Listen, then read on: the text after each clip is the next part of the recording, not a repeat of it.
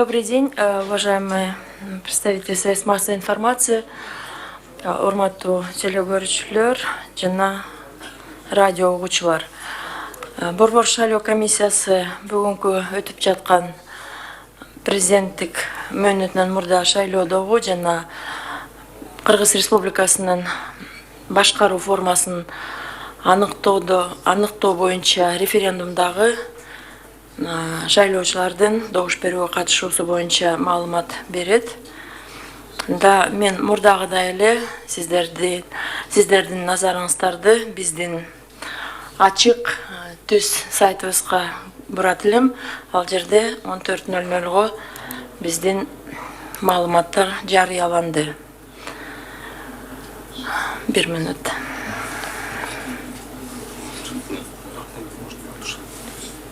Понятно. Давайте вот это вот.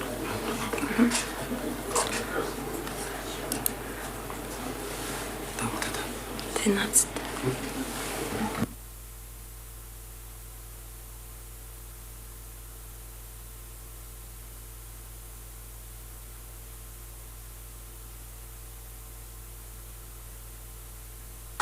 Анда бүгүнкү саат 14:00 төмөндөгүдөй шайлоочулардын катышуусу боюнча маалымат. Жалпысынан бардык региондор боюнча 661.501 шайлоочу мөөнөтүнөн мурда шайлоодогу добуш берүүгө катышып, бул 18,56% түзөт. Бишкек шаары боюнча 17,5% шайлоочулардын тизмесине киргизилген шайлоочулардын санынан добуш берүүгө катышты. Ош шаары боюнча 23,31% шайлоочу катышты. Жалал Абад областы боюнча 19%, Ысыкөл областы боюнча 21,86%, Нарын областы боюнча 20,42%, Ош областы боюнча 18,59%, Талас областы боюнча 17,52%, шайлоочу добуш берүүгө катышты. Чүй областы боюнча 15,59%, Баткен областы боюнча 19,77%. Чет өлкөлөрдөгү участоктордон дагы маалымат келип түшүп атат.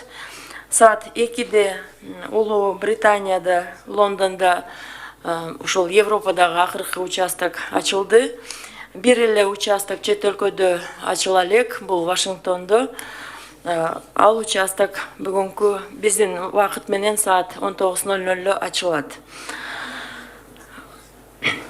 Жалпысынан чет өлкөдө биздин 14:00 саатка 4,996 жаран добуш берүүгө катышты. Участоктор мурда айтылып кеткендей түнкү саат 3-төн бери ачылып иштеп атышат азыр.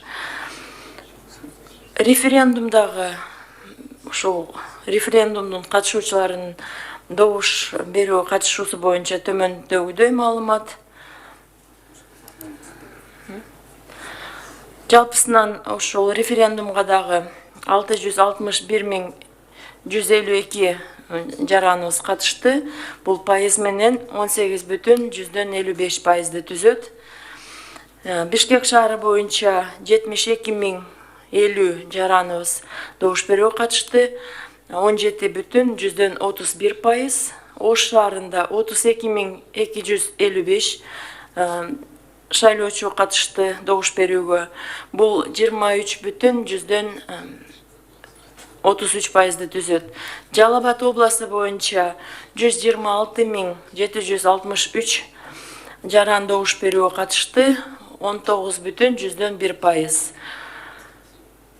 Ысыкөл областы боюнча 67.287 жаран добуш берүүгө катышып, бул 21,86% түзөт.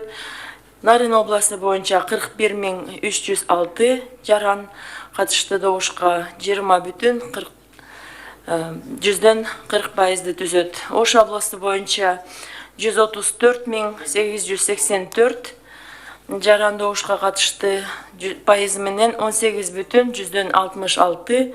Талас обласы боюнча 27.658. Жаран добушка катышты 17,52 пайыз. Чүй обласы боюнча 92.276. Добушка катышкандардын саны 15,59 пайыз. Баткен обласы боюнча 58.765. 19,77 пайыз. Чет өлкөдөгү участоктарда референдумга 4.908 жаран катышты. Бул пайыз менен 9,92 пайызды түзөт. Саат 14:00 ушундай шайлоочулардын жана референдумдун катышуучулардын активдүүлүгү жөнүндө маалымат. Сурооңуздар бар болсо, жооп бергенге даярмын.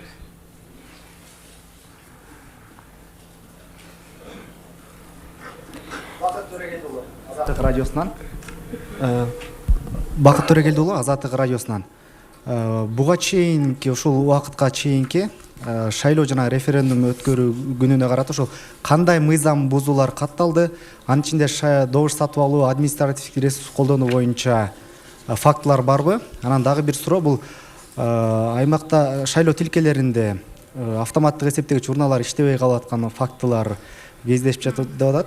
Канча факт катталды, аларды кандай жоюлуп жатат? Анан жыйынтыктагы үчүнчү суроо, бул референдум анан шайлоо экөө бир күндө өтүп аткандыктан айрым жарандар бюллетендерди алмаштырып алган учурлар кездешип жатат. Анан түшүндүрүү иштери жетиштүү деңгээлде жүргүзүлдү беле?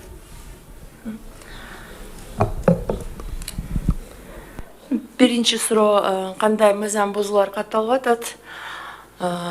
Мен азыр эле ыкчам чара көрүү координациялык топтогу маалымат так берип кеткен деп ойлойм. Бирок бир нерсе мындай белгилүү болуп атат.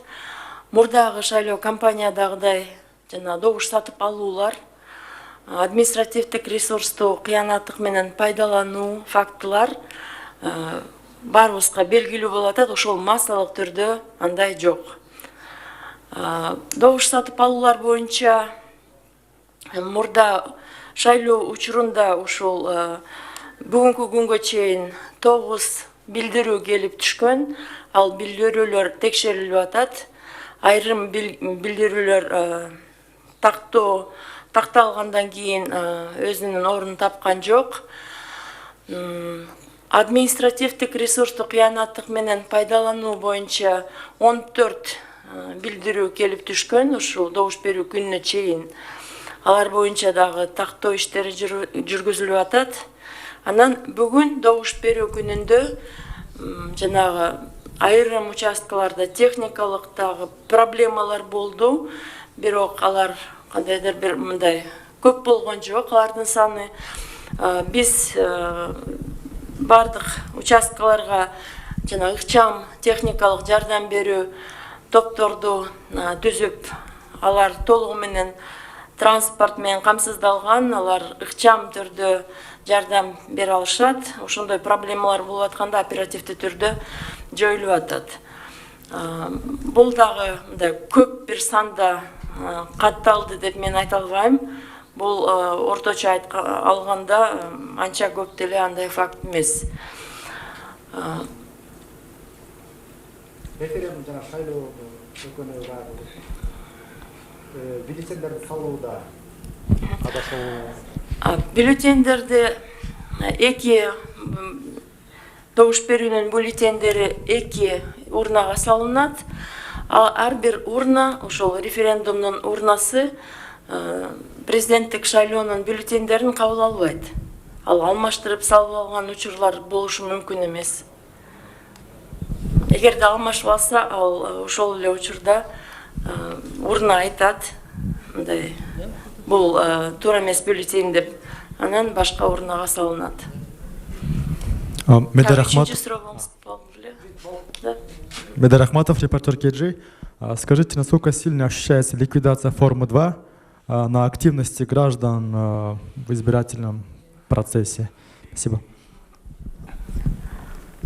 Ну, конечно, мы анализировали этот вопрос, насколько отсутствие смены избирательного адреса скажется на инклюзивности процесса, то есть на участии, на включенности в списки избирателей, на участии.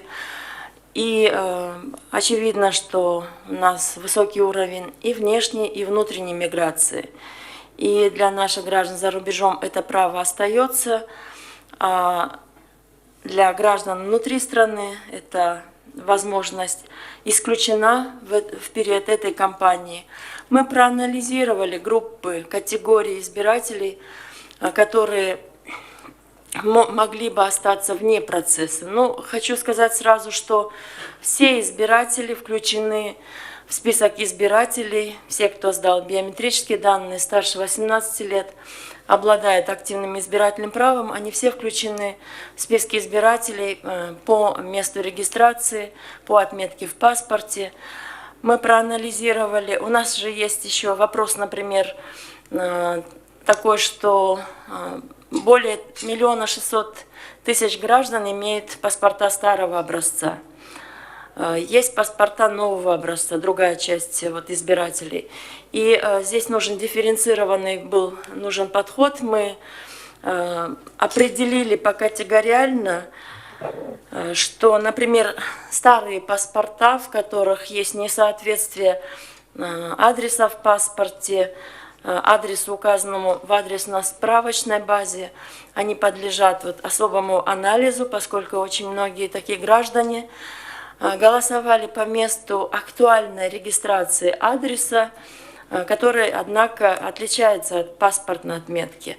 И по ним мы предложили всем гражданам в порядке уточнения подать заявление по форме 1, поскольку и паспортные данные регистрации действительны, паспорт действителен, и это официальная отметка, и адрес регистрации, он тоже актуальный, является достоверной отметкой официальной базы, которая является составной частью Единого государственного реестра населения. Соответственно, таким гражданам удовлетворялись заявления по форме 1. Владельцы новых паспортов, там тоже были различия, например, 30 000 граждан, владельцев новых паспортов, имеют тоже различия между актуальной пропиской, указанной в базе данных адресного регистра, и между информацией, которая программируется в чипе как регистрационная отметка. Для таких граждан однозначно, учитывая, что паспорт получен недавно и адресные отметки учитывались в автоматическом режиме, они были рассажены по участкам, по адресному регистру. То есть я это говорю к тому, что мы изучали все категории граждан, которые могли быть подвержены риску включения в списки не там, где они могут проголосовать. Конечно, остается большая группа граждан, которые имеют неактуальную прописку, живут, может быть, даже десятилетиями в городах, но остаются по регистрации в селах, на малой родине. И часть из них проживает в домостроениях, которые не подлежат в настоящее время регистрации. Это в том числе нетрансформированные земли, нетрансформированные, соответственно, объекты недвижимости, построенные на этих землях, не могли быть законно зарегистрированы.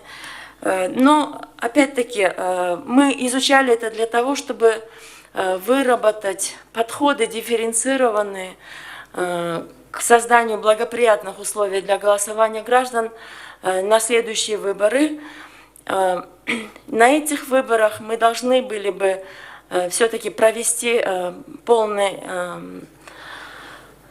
мы должны были провести эти выборы без формы 2, без таких скоропалительных решений по данному вопросу, без каких-то подходов, которые могли бы, наверное, вновь стать той лазейкой для подкупа в предвыборный период. Поэтому мы считаем, что тот подход, который был заявлен и правительством, и Центром избиркомом, что единственным критерием отнесения граждан к тому или иному участку являются регистрационные данные адреса, это был правильный подход для того, чтобы просто оценить, что нам нужно сделать.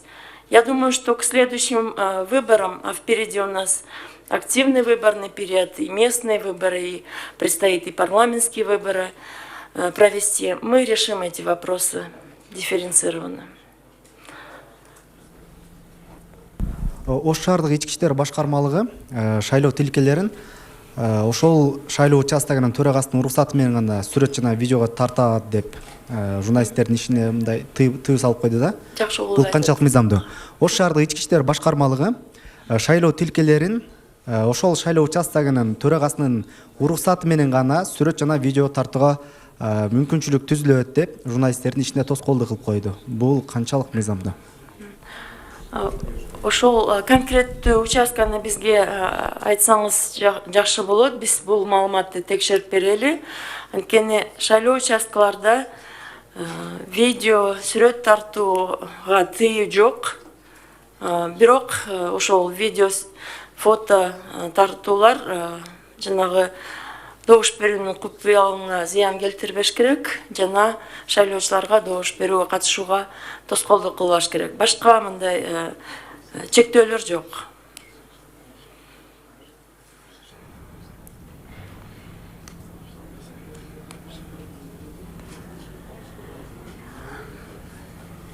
Дагы суроолор барбы? Сөзсүз жана колдонуусуз.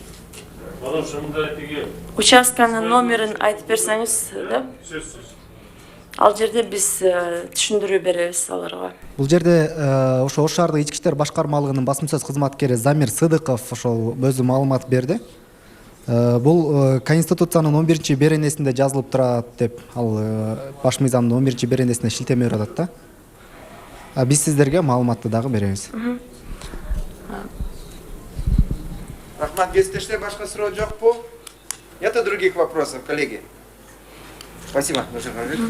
Спасибо за внимание.